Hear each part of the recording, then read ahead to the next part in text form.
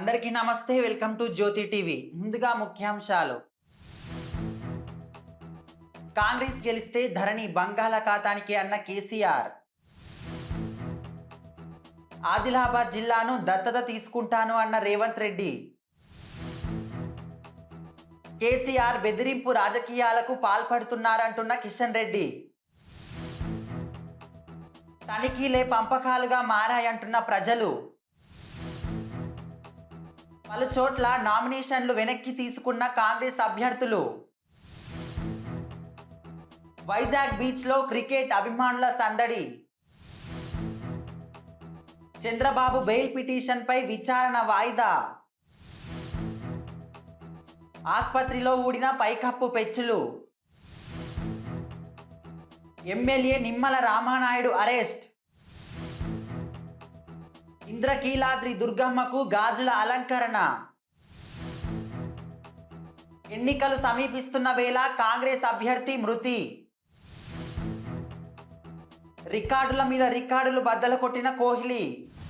ఇక వివరాల్లోకి వెళ్తే, త్వరలో జరగనున్న అసెంబ్లీ ఎన్నికల్లో కాంగ్రెస్ గెలిస్తే ధరణి బంగాళాఖాతానికి రైతులు అరేబియా సముద్రంలోకి వెళ్తారని భారాస అధినేత సీఎం కేసీఆర్ అన్నారు.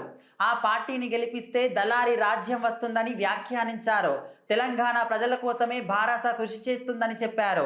ఎన్నికల ప్రచారంలో భాగంగా నిజామాబాద్ జిల్లా బోధన్లో నిర్వహించిన ప్రజా ఆశీర్వాద సభలో కేసీఆర్ ఈ మేరకు మాట్లాడారు. త్వరలో జరగనున్న ఎన్నికల్లో కాంగ్రెస్ను గెలిపిస్తే ఆదిలాబాద్ జిల్లాను అభివృద్ధి పథంలో నడిపిస్తామని టీపీసీసీ అధ్యక్షుడు రేవంత్ రెడ్డి అన్నారు.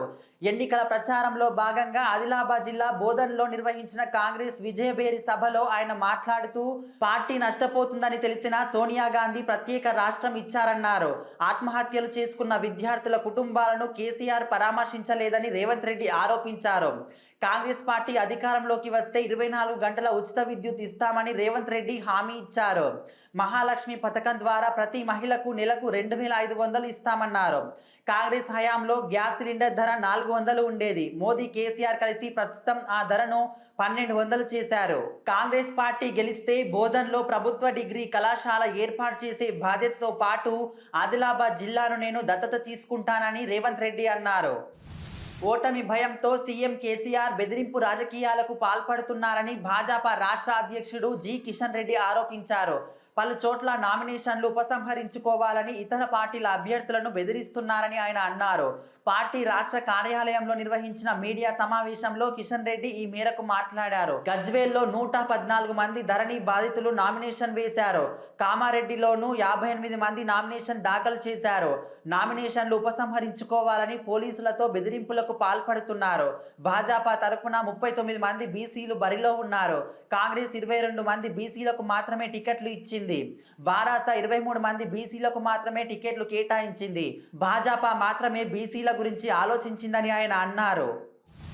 సూర్యాపేట అసెంబ్లీ స్థానానికి All India Forward Bloc party అభ్యర్థిగా నామినేషన్ దాఖలు చేసిన పటేల్ రమేష్ రెడ్డి తన నామినేషన్ను ఉపసంహరించుకున్నారు.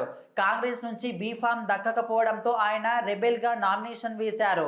దాంతో దామోదర్ రెడ్డి గెలుపు అవకాశాలను రమేష్ రెడ్డి ప్రభావితం చేస్తారనే ఉద్దేశంతో హస్తం పార్టీ రంగంలోకి దిగి బుజ్జగింపు ప్రయత్నాలు చేసింది. తొలుత పటేల్ రమేష్ రెడ్డి ఇంటికి ఏఐసీసీ సీనియర్ ఉపాధ్యక్షులు మల్లు రవి, రోహిత్ చౌదరి వెళ్లారు. ఈ క్రమంలో కొన్ని నాటకీయ పరిణామాలు కూడా చోటు చేసుకున్నాయి. ఎక్కడికక్కడ వాహనాల తనిఖీలు, అమాత్యుల కార్లు, చివరకు ముఖ్యమంత్రి హెలికాప్టర్ను వదలకుండా సోదాలు, పట్టుబడుతున్న 100 కోట్ల నగదు, కిలోల కొద్ది బంగారం, ఇవన్నీ చూస్తుంటే ఎన్నికల కమిషన్ అధికారులు తనిఖీలను పకడ్బందీగానే చేస్తున్నారు.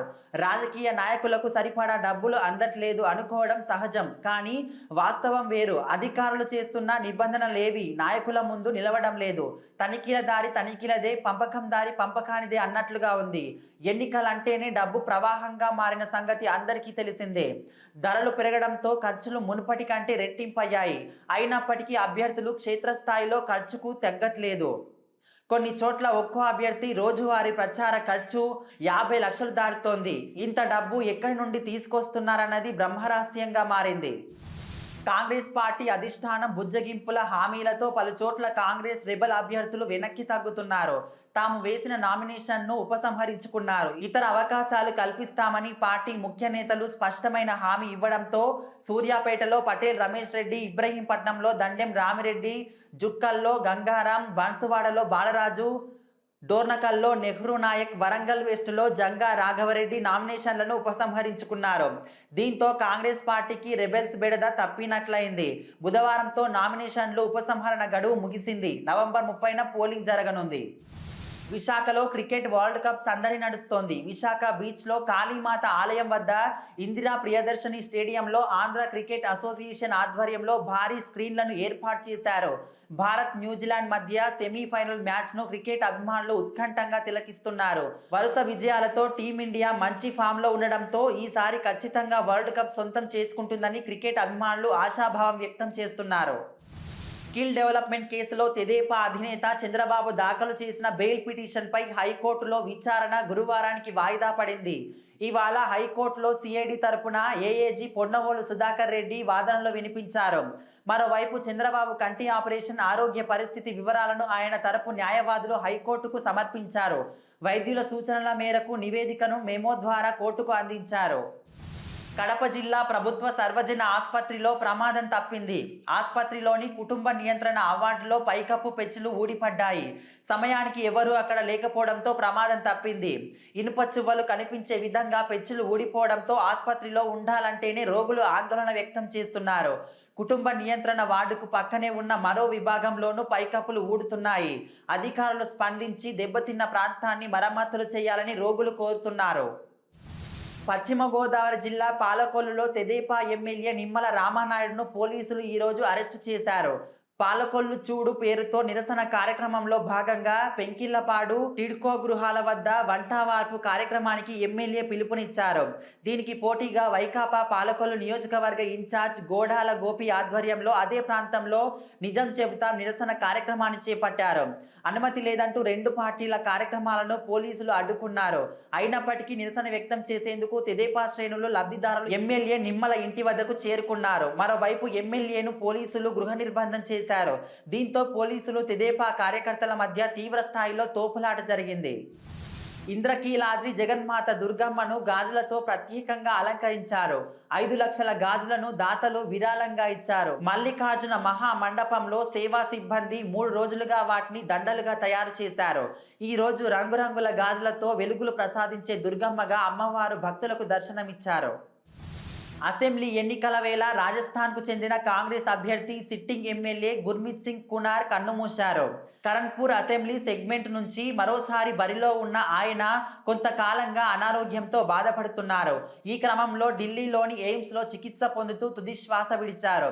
పార్టీకి చెందిన సీనియర్ నేత మరణం పట్ల రాజస్థాన్ కాంగ్రెస్ తీవ్ర విచారం వ్యక్తం చేసింది. ఆయనపై భాజపా తరపున సురేంద్రపాల్ సింగ్ ప్రత్యర్థిగా ఈ ఎన్నికల బరిలో ఉన్నారు. ఎవరి వల్ల కాదనుకున్న సచిన్ రికార్డులను బ్రేక్ చేసి కోహ్లీ సంచలనం సృష్టించారు. వన్డే చరిత్రలో అత్యధిక సెంచరీలతో రికార్డు సృష్టించడంతో రన్ మెషిన్ విరాట్ కోహ్లీకి స్టేడియం మొత్తం స్టాండింగ్ ఓవేషన్ ఇచ్చింది. సెంచరీ పూర్తవగానే తను ఎంతగానో ఆరాధించే మాస్టర్ బ్లాస్టర్ సచిన్ టెండూల్కర్కు కోహ్లీ బోడౌన్ చేస్తూ నమస్కరించారు. తన రికార్డును బ్రేక్ చేసిన కోహ్లీని సచిన్ సైతం చప్పట్లతో అభినందించారు. వైఎస్ఆర్ కడప జిల్లా బుద్వేల్ పట్టణం శివాలయానికి నూతనంగా నిర్మించిన సిమెంటు రోడ్డును ఈరోజు ప్రారంభించిన కడప ఎంపీ వైఎస్ అవినాష్ రెడ్డి. కార్యక్రమంలో MLC DC Govinda Reddy, MLA doctor Sudha పాల్గొని వారు మాట్లాడుతూ బుద్వేల్ పట్టణంలోని అత్యంత ప్రాచీన ప్రధాన దేవాలయం శివాలయం. ఈ శివాలయాన్ని దర్శించడం కోసం గత 50 సంవత్సరాలుగా రహదారి కోసం ప్రజలు ప్రయత్నిస్తున్నా అమలు కాలేదని, ప్రజల కోరిక మేరకు ఈ సమస్యను MLC DC Govinda Reddy, MLA doctor Sudha దృష్టికి తీసుకెళ్లి ఈ రోడ్డు నిర్మాణానికి కృషి చేయడం అభినందనీయమని, సుమారు 1.5 కోట్ల రూపాయల వ్యయంతో 1.5 కిలోమీటర్ నిర్మాణాన్ని పూర్తి చేశారని వారు అన్నారు.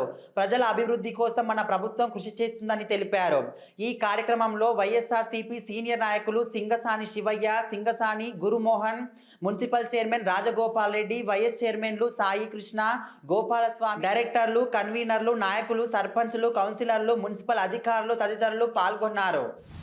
నవంబర్ 19వ తేదీన భీమవరంలో ప్రకృతి ఆశ్రమం దగ్గర శ్రీ విశ్వనాథరాజు శ్రీ నరసింహరాజు తోటలో కార్తీక మాసాన్ని పురస్కరించుకొని హిందూ వన విహార్ కార్తీక వన సమారాధన నిర్వహిస్తున్నట్లు ఆర్ఎస్ఎస్ గోదావరి విభాగ్ సంఘ చాలక్ మంతెన రామచంద్రరాజు తెలిపారు. బుధవారం నాడు భీమవరంలోని ఛాంబర్ ఆఫ్ కామర్స్ భవనంలో ఏర్పాటు చేసిన విలేకరుల సమావేశంలో ఆయన తెలియజేశారు. గోపూజ, కార్తీక దామోదర పూజ, భారతీయ సాంస్కృతిక కార్యక్రమాలు మరియు పిల్లలు, పెద్దలు, మహిళలు ఆటపాటలతో కార్యక్రమాలు జరుగుతాయి. తదనంతరం పూజ్య శ్రీ కమలానంద భారతీ స్వామి వారి మార్గదర్శనం ఉంటుందన్నారు. అనంతరం కార్తీక వనభోజనం ఏర్పాటు చేయడం జరిగిందన్నారు. విజ్ఞాన వేదిక సేవా సంస్థ అధ్యక్షులు అల్లు శ్రీనివాస్ మాట్లాడుతూ ఎంతో పుణ్యకాలం కార్తీక మాసం మొదటి ఆదివారం కుల మతాలకు రాజకీయాలకు అతీతంగా అందరూ ఐక్యంగా స్నేహ భావాలతో అందరూ కలిసి చేసుకునే చక్కటి కార్యక్రమం అని తప్పనిసరిగా అందరూ హాజరు కావాలని కోరారు. ఈ కార్యక్రమానికి అందరూ ఆహ్వానితులేనని ఆయన తెలిపారు.